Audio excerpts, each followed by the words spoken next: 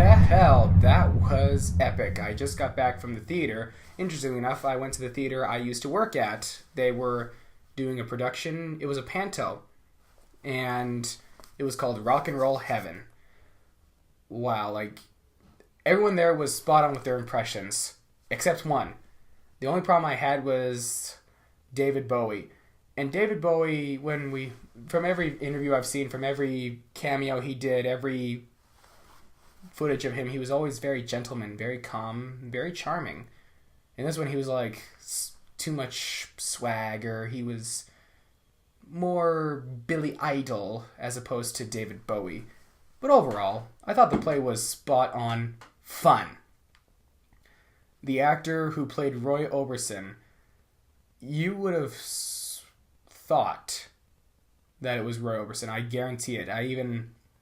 At one point during the intermission, all the cast members are able to walk around the stage, the audience, and interact with people. And, Lemmy Kilmister and Roy Orbison came to our chair, my mother, my friends, and he walked by, and I said, "Mr. Oberson." He goes, "Oh, hello, how are you?"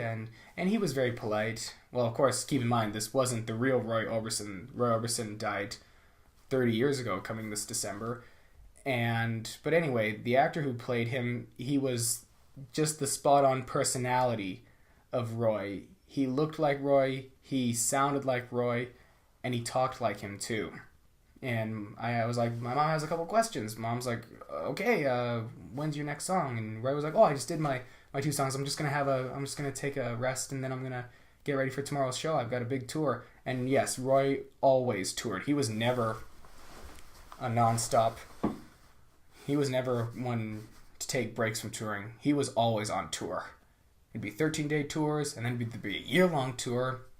And he was like one of the hardest working men in show business. Anyway, I thought the best out of all of them was Roy Orbison. And Freddie Mercury. Alright. Rock and Roll Heaven, I never even told you what it's about. Rock and Roll Heaven is what it sounds like. Except it's, after an accident at a concert, this man named, I think, Rad, he's on the stage, and he gets accidentally electrocuted from the microphone, and he ends up in Rock and Roll Heaven. The first person he meets is Freddie Mercury. And, he likes Rock and Roll Heaven. He's like, I'm in heaven, I love this. But it was later revealed something went horribly wrong, and there's only one person he has to speak to try and get back into Earth and not heaven. It's the King. You know the King of rock and roll himself, Elvis Aaron Presley. My friend who was watching with us was like, he looked at me and he said, dude, that man who played Elvis was awesome. And I was like, yeah. In fact, everyone in the theater, a couple of people in the front row looked at Elvis and they were like, woo, yeah! And I just thought, yeah, they must really be hardcore Elvis fans if they really liked it. The best one was Jim Morrison when they did a bit of a tribute to the Doors. He was exactly the way Jim was. He leaped kind of like a leapfrog off the stage, and then he was about to reach for a bucket of water and you were allowed to drink water. You were allowed to have a drink in the theater at this place where I was at, the one I worked at, and he was about to pick up a lady's water jug, and this was part of the act, just so you know.